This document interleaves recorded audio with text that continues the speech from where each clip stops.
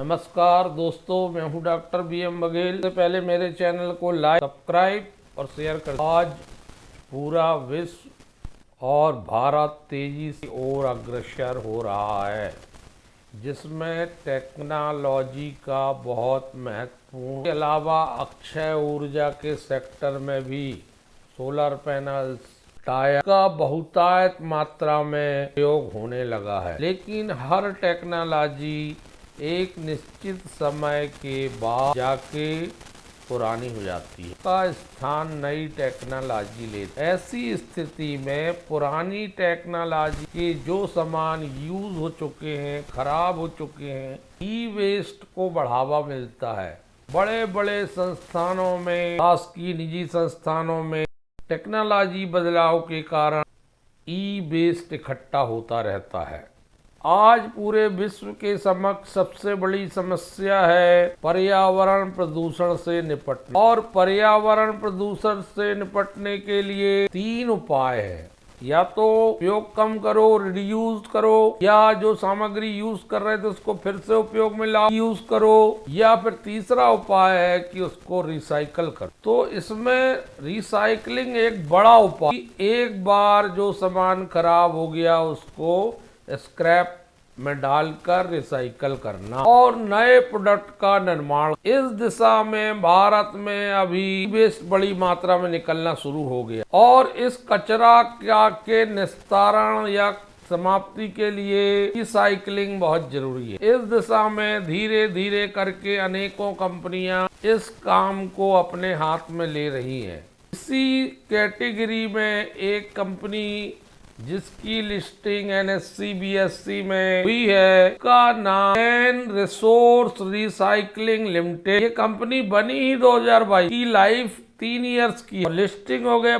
ये कंपनी हुई है रिसाइकलिंग से और मैन्युफैक्चरिंग करती है non ferrous metal product. Company की लिस्टिंग के बाद बार को 8% का रिजल्ट आया। इसके रिजल्ट ओपन होने के बाद 13,811 करोड़ का मार्केट कैप है, 400 रुपए प्राइस चल, 54 के PE में, 27.2 के रिटर्न ऑन कैपिटल एम्प्लॉय, 39 की रिटर्न ऑन इक्विटी। बहुत बढ़िया है। इस स्टॉक में एक अच्छी बात यह है कि इस बड़े बड़े निवेशक जुड़े हुए।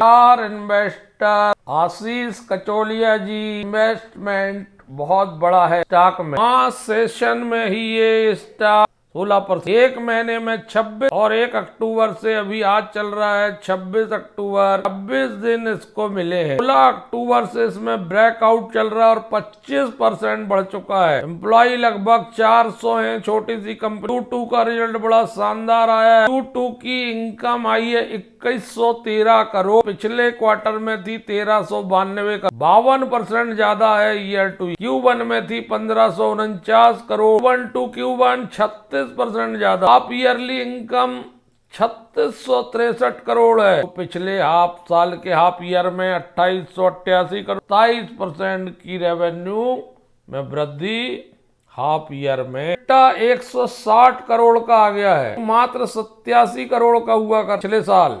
82% की। पिछले क्वार्टर में 90 करोड़ का इबिट्टा था, 78। 6 माही 250 करोड़ का इबिट्टा था, जो पिछले साल 182 का, 37% की। इबिट्टा मार्जिन 7.6, पिछले साल था 6.3, 127 BPS बढ़ा। पिछले क्वार्टर में था 5.8, 176 BPS बढ़ा। 6 माह आया 6.8, पिछले साल था 6.52 BPS बढ़ा। प्रॉफिट बिफोर टैक्स 135 करोड़ का है, पिछले साल 75 करोड़ का था, 80% ज्यादा है। PBT पिछले क्वार्टर में 77.80 करोड़ था, 74% ज्यादा है। 6 माही 213 करोड़ है, पिछले 6 माही में थी पिछले साल की 156 करोड़, 36% बढ़ा है। नेट प्रॉफिट आ गया है 98 करोड़, पिछले बार था 52.6 करोड़, 88% एक प्रॉफिट बढ़ता हुआ ईयर टू ईयर। एक क्वार्टर में था 56 करोड़, 74% नेट प्रॉफिट बढ़ता हुआ क्वार्टर टू क्वार्टर। 6 माह में पिछले साल था, 1 साल 6 माह में आया 155, पिछले बार था 112 करोड़, 38% बढ़ता। प्रॉफिट आफ्टर टैक्स मार्जिन 4.7%, पिछले बार था 3.8%। 89 बीपीएस बड़े क्वार्टर में था 3.6, 102 बीपीएस बढ़ा। पिछले वर्तमान क्वार्टर मंथ का 4.2, पिछले 6 मंथ में तो 3.9, 33 बीपीएस बढ़ा। बीपीएस 3 रुपए 6 पैसे, पिछले साल था 1 रुपए 73 पैसे, 88% लगभग बढ़ा। क्वार्टर में था 1 रुपए 77 पैसे, जबरदस्त वृद्धि, 5 रुपए ईपीएस आया है माही। और पिछले साल 3 रुपए 65 पैसे था, 1 रुपए 35 पैसे ईपीएस बढ़ा है। जबरदस्त रिजल्ट है। एंड कैश इक्विवेलेंट 12 करोड़ के, बैंक बैलेंस 1379 करोड़ के हैं। लाइबिलिटीज में देखते हैं, फाइनेंशियल लाइबिलिटीज में 1 करोड़ की बारोइंग है कि पिछले 3.5 करोड़ की थी। प्रोविजन 3.9 करोड़ के, जो पिछले बार 3.4 करोड़ के। लेकिन करेंट लाइबिलिटीज थोड़े से बड़े हैं। पिछले बार 916 करोड़ थे, तो 1288 करोड़ हुए हैं इस बार। कंपनी ने अच्छा पैसा आईपीओ में जुटा लिया है। आगे जाके कंपनी अपने लोन्स को कम कर सकती है। यह प्रॉफिट में चल रही है कंपनी। कॉपर और कॉपर इनगोट्स में 13.9% बढ़ा राशि, और लीड अलाइज इनगोट्स में 46% बढ़ा है करोड़ रुपीस। करोड़ में एल्यूमिनियम अलाइज में 115% की वृद्धि हुई है।